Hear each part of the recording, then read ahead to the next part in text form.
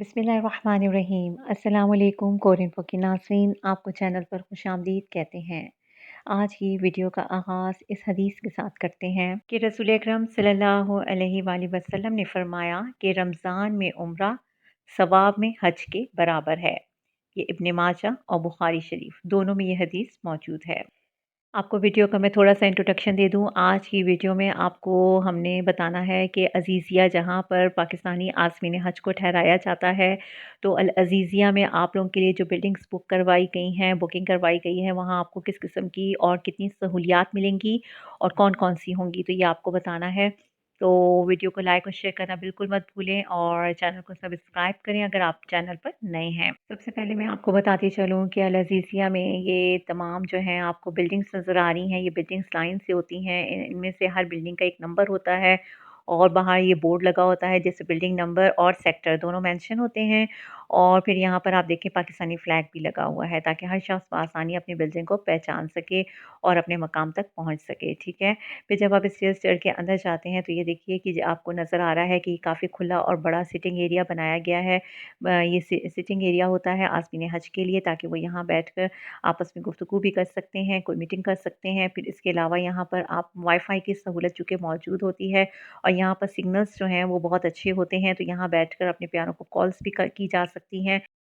क्योंकि रूम में जो सिग्नल्स होते हैं वो काफ़ी वीक होते हैं, जबकि यहाँ पर सिग्नल्स जो होते हैं वो अच्छे होते हैं, इसलिए आज़मीन हज जो है यहाँ बैठकर अपने प्यारों से फ़ोन पर बात करते हैं। इसके अलावा यहाँ छोटे टेबल्स आपको नज़र आ रहे हैं। अगरचे आज़मीन हज डाइनिंग एरिया जो है वो यूज़ करते हैं अपने तीनों लंच और ब्रेकफ़ास्ट और डिनर के लिए, लेकिन बुज़ुर्ग अफ़राद जो हैं वो यहाँ बैठकर कभी-कभार खाना खा सकते हैं और यहाँ पर चाय भी पी सकते हैं।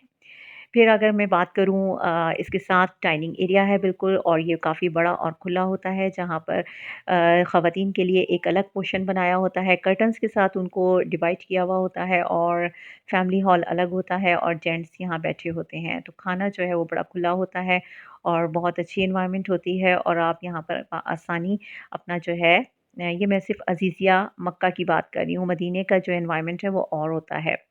तो यहाँ बैठकर बड़े खुले हॉल में आराम से हर कोई बैठकर और अपना जो है वो डिनर, लंच और ब्रेकफ़ास्ट कर सकता है, ठीक है? तो ये भी आपको एक फ़ैसिलिटी है। फिर अगर आप इस तरफ चाहें तो ये आपको दूसरा गेट नज़र आ रहा है, जब यहाँ से आप बाहर निकलते हैं तो बिल्कुल सामने इसके मॉस्क है, जो कि बहुत बड़ी फ़ैसिलिटी थी। इस बिल्डिंग के सामने का जो एरिया है बिल्कुल इसमें मॉस्क है, जहाँ बआसानी आज़मीन हज जो हैं वो जाकर अपनी नमाज़ की अदायगी कर सकते हैं, अगर वो हरम में ना जा सकें। इसके बाद मैं बात करूँगी कि यहाँ पे लिफ्ट्स की आपको जो है फ़ैसिलिटी होती है। लिफ्ट की बहुत बड़ी सहूलत होती है क्योंकि कई फ्लोर्स होते हैं और स्टेयर्स अगरचे होती हैं, लेकिन ज़ाहिर है कि हर वक़्त हरम आना और जाना, तो उसके लिए फिर काफ़ी जो है हाजी वैसे ही थकावट हो जाती है। तो इस उस वक़्त जो है ये लिफ्ट्स जो हैं ये बड़ी काम आती हैं और बड़ी सहूलत होती है इसमें। तो इसमें आपने कोशिश ये करनी है कि नमाज़ के जो टाइमिंग्स हैं उनसे थोड़ा पहले आप निकलें ताकि रश से बच सकें। तो फिर इसके बाद मैं अगली बात करूँगी आपसे रूम के बारे में। रूम जो होता है वो शेयरिंग पर होता है। यहाँ पर आपको बाहर जो है वो नेम्स मेंशन होते हैं कि कितने अफ़राद इस कमरे में रहेंगे, मौजूद रहेंगे या एक साथ इस रूम को शेयर करेंगे।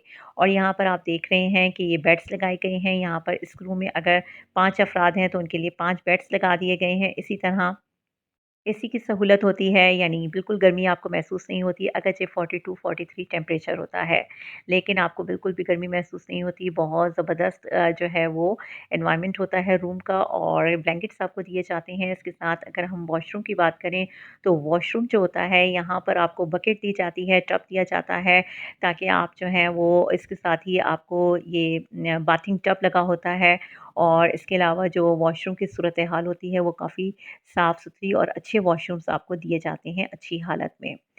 तो इसलिए मैं आपसे यही कहूँगी कि बकेट और टब लाने की आपको बिल्कुल भी ज़रूरत नहीं है।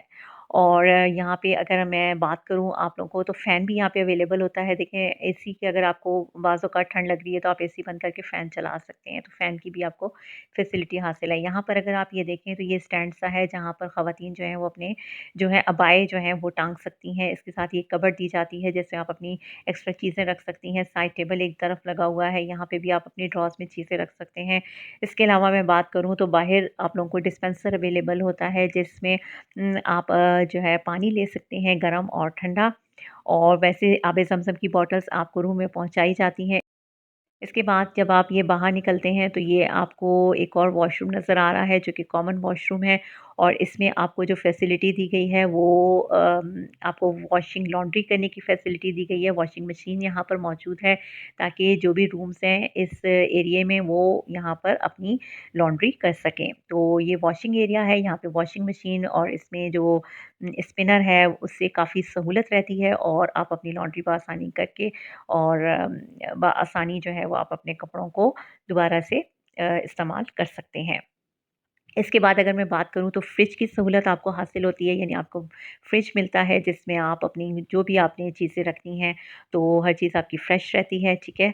और इसके अलावा आपकी मैं बात करूँ, यानी कोई अगर इंसुलिन लेकर जाता है तो उसके लिए ये बहुत बड़ी फैसिलिटी है कि वो इंसुलिन जो है वो फ्रिज में रख सकता है, उसे कोई परेशानी बिल्कुल भी नहीं होती और ये बिल्कुल सही वर्किंग हालत में होते हैं। इसके बाद अगर मैं बात करूँ तो यहाँ पे आपको सिंक नज़र आ रहा है, यहाँ पे आप अपने जो भी बर्तन वगैरह होते हैं वॉश कर सकते हैं, लेकिन यहाँ पर खाने बनाने की कोई फ़ैसिलिटी बिल्कुल भी नहीं है।